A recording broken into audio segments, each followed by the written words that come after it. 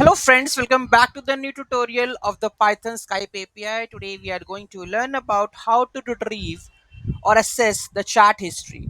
Those who haven't subscribed my channel yet, please do subscribe my channel, and if you like the video, please do like, share and comment my video. Let's get started. So basically we are going to fetch the recent chats, right?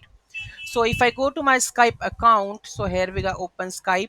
So here we have the automated messages. So let's try to check it. So here go hello world. This is my last message, and this is fitness. I can't message it out over there because this is a channel. I can't message. Here I can message hello test message. Okay, and in the group also I will message hello. Okay, so these are the last messages. Here you can see. Here also we can message, but it will come. Let's see. Okay, so let's try to fetch the recent chats.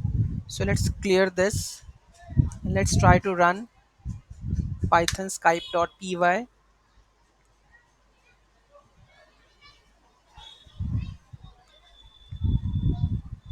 So last message to this people is hi, last message to this people is hello, and hello test message to this.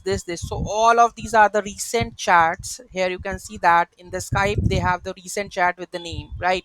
So this is how we are get the recent chat. Let's dive into the code level. Okay, so first of all, Skype username and the password you have to put, then you have to function to list and the print the chat IDs with the last message. So for loop over here, chats dot items is instance is single, then chat dot get messages. Okay, last message we are going to get it, then messages in the zero content. If the messages else no messages is there. Okay, then we will print the last message.